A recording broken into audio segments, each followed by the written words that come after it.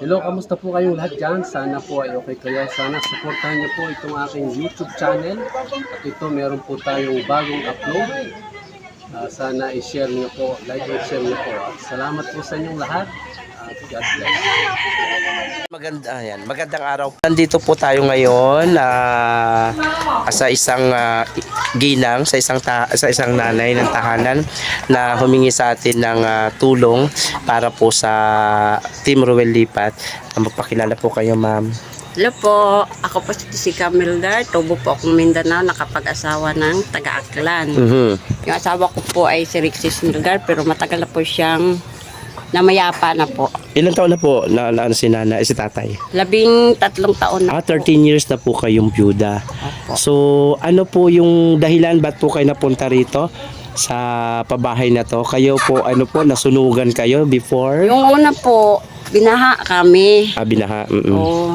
Nakapag rin kami ng kunti, na urong kami doon sa kasi bawal daw mag-swat doon sa nasunog. Ngayon, binaha na naman kami kasi sa tabing dagat kami. Tinangay yung bahay namin ng alon. Ngayon, gumawa kami. Binaha na naman kami ulit ng alon nung dumating yung bagyong Tino. Tapos? Ay, kalahati yung natangay ng bahay namin. Kaya humingi kami ng Pero tapos na sunog noon, hindi pa? Tapos na po. Tapos na, so nasunugan kayo una, tapos binaha, tapos ayun. Yeah. So, ano pong dahilan ba't po kayo humingi ng tulong po sa Team Ruel Lipat? Hindi ako makatulog sa sa tabing dagat kasi baka mamaya pag umalon uli, maglalim na sige ang tulog pagkatapos nasa laot na kami, tinangay na kami ng yung bahay namin. Nakakatakot buti sana kung wala kaming mga anak na maliliit. Dito po sa inyong sa inyo pong nilipatan, ano po ang problema dito sa pabahay na to, ma'am? Yun na lang, wala kaming tubig, hindi ako makapag ng tubig tsaka ilaw. Tapos yung higaan namin, pansamantala lang muna, sasahig muna kami. Magkano po yung pag nagpakabit ng tubig, nasa mga magkano po? 3.5 daw po yung tubig. 3.5. Yung sa ilaw naman po? Yung sa ilaw daw po yun, nasa mga 1.5 po. 1.5, oo. 1.5. Wala pa, hindi pa kasama doon yung mga wire na yun, sa 1.5 Kapit na lang na. po. Yung sa ilaw, nasabit na lang po. Ay, kakabit na lang, oo. Opo. Tapos dito naman sa loob ng dito na sa bahay mo. So kung makikita nyo po, Sir Ruel, ito pong kapitbahay niya, ito, nakapagpagawa na po sila kasi may pera naman yan no? Tsaka ito ng kabila rin, ayan, meron po. So ito yung sa kanila, yan. Yan po yung sa kanila, yan, yan. So hindi, dyan po sila na po kusina, ipakita natin yung kusina na yan. Ito, yan, So yun, dito sila nagkukusina. Ito yung Ayan, uling lang muna, pansamantala. Saka yung kahoy, pag wala akong pambiling uling. Ayan. Malalaki na rin po yung kanyang mga anak, may pamilya, so solo po sa buhay. Meron po siyang anak na walang asawa, pero dito nakano.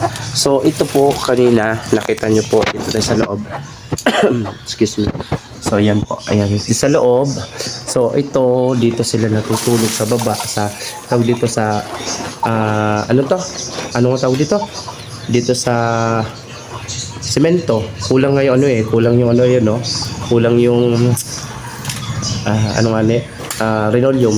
Doon sa taas, ginawa ng paraan. Yan ginawa ng paraan para hindi kulang-kulang yan. Kung ano yung napulot niyang tawag dito,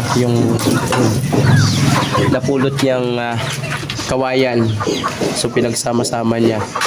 So, muli po, tawag dito. So, kumakatok po siya sa atin, Sir Ruel, at para po kung ano po may tutulong natin. Kasi ang pinaka-problema nyo talaga dito, tubig at ilaw, Nay, no? Opo. Yung tubig at ilaw. Tapos, itong nila, ito. Itong kusina po. Kusina. Kasi naulanan kami. Naulanan sila. So, ano pong, nyo? Ano yung mga ikinabubuhay nyo po? Ano po yung yung mga pa-extra nyong ginagawa, Nay? Pag may nagpapatahi po sa akin, okay. marunong po kasi ako nagtatahi kasi na-training po ako sa tayo. Tatahi ako. Ngayon, kung wala naman, wala. Nagtitinda rin ako minsan ng isda. Pag mayroong tinitinda, nakakapera rin ako. So mula po dito sa Kalibo Aklan, Sir Ruel, kami po ay patuloy na magkikipag-coordinate lalo-lalo na po sa inyo at dito kay Nanay Melgar at para po sa tulong na pwede nating maitulong ng Team Ruel Lipat. So muli po, ito po si Geraldo Meduranda.